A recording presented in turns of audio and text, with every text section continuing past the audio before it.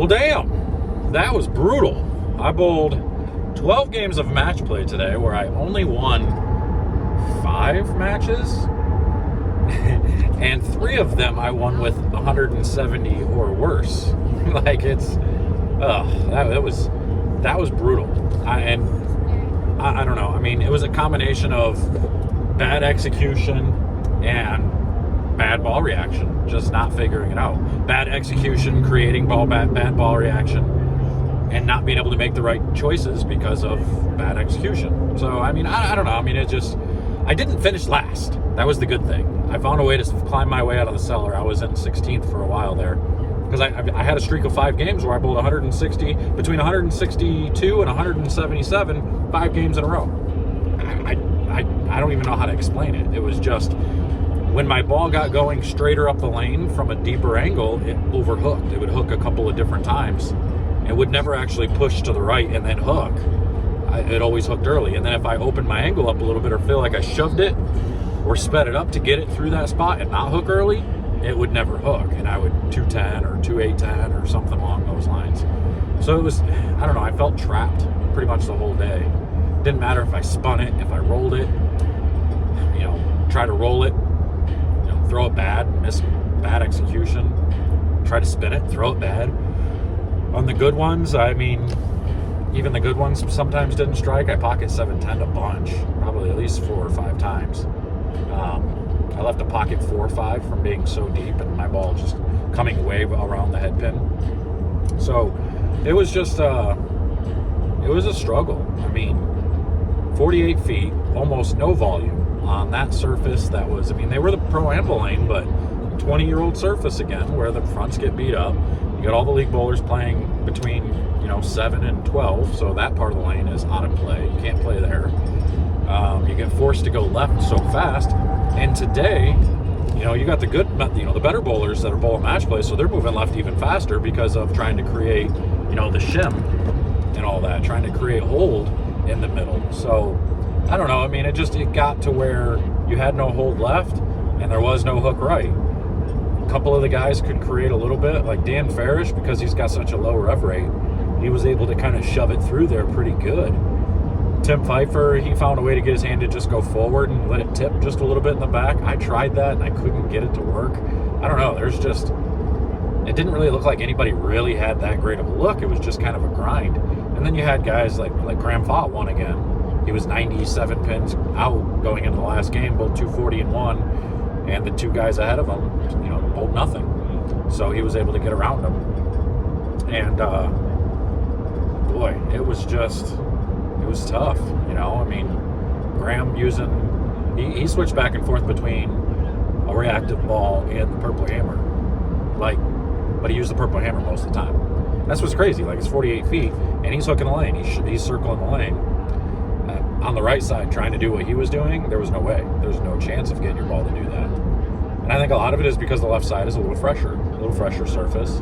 Not as beat up. Your ball's not hooking early, so it stores the energy, and it's able to float through there and get around pretty nice. And that's why these purple hammers look so good for the left side, because they don't, I mean, they still create the early hook because of how strong the cover is, but it doesn't overdo it.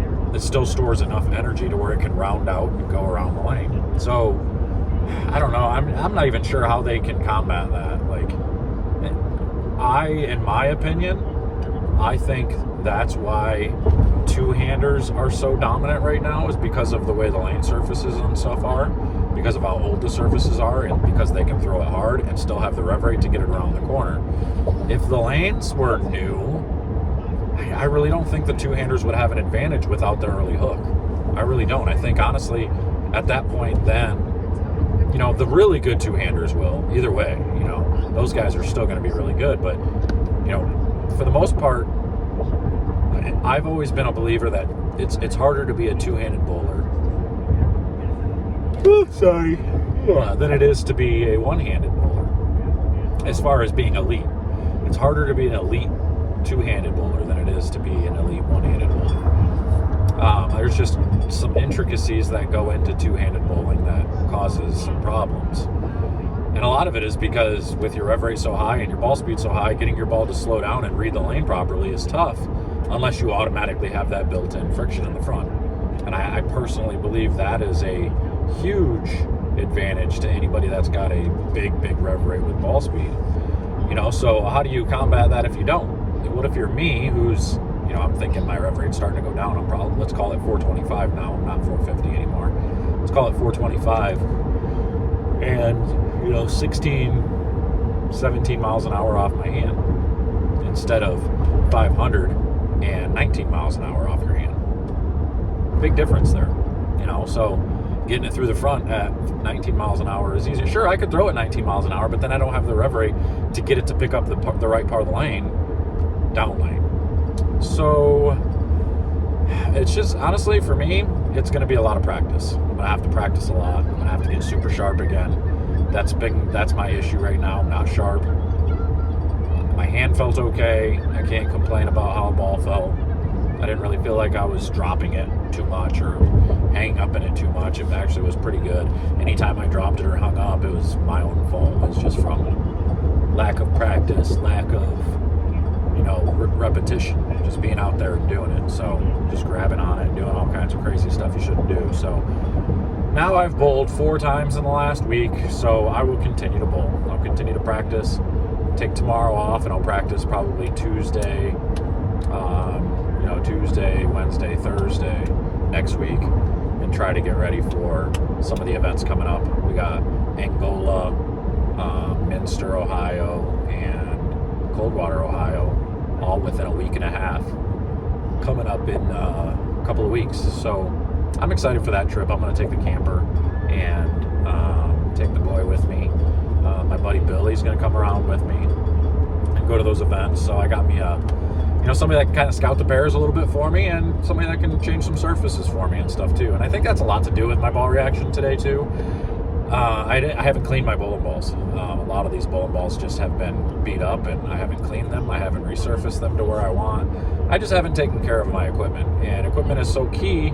That's what I need to do. I need to take care of it. So I think before these stops, I'm going to drill some fresh bowling balls. I'm probably going to drill like a fresh Dark Code, a fresh Zen. It'll be my third one of each one of them. And I'm going to take these ones and clean them up and take them with me, so that way I have some weaker ones anyway. But yeah, I just got to clean them up. Like these bowling balls that I use so much, they're just losing. They're losing hitting power. They're losing strength. They're losing a lot of different things. So I'm going to take a good hard look at my arsenal, try to really build a good 12-ball traveling arsenal for pretty much any scenario, and see what I can come up with. So that's all I got. I got a lot of video. I didn't get all of the games in. I think I missed 3 games. So you're going to get at least 9 games of match play to watch. The very last game, I bowled against Jason Couch. I actually mic'd up for it and kind of told you a little bit about what was going on the lanes, what we were seeing, and all that stuff. And it was a battle to get out of last place. Whoever won that match ended up getting out of last place and finishing 15th instead of 16th. So, score! That was me. I win. we were the 2 old guys of the group. He's quite a bit older than me, but you know what I mean. So, anyway, I'm out of here. Hopefully I will start putting some of these videos together, and you'll see them all in the next few days. So, I will see you guys later.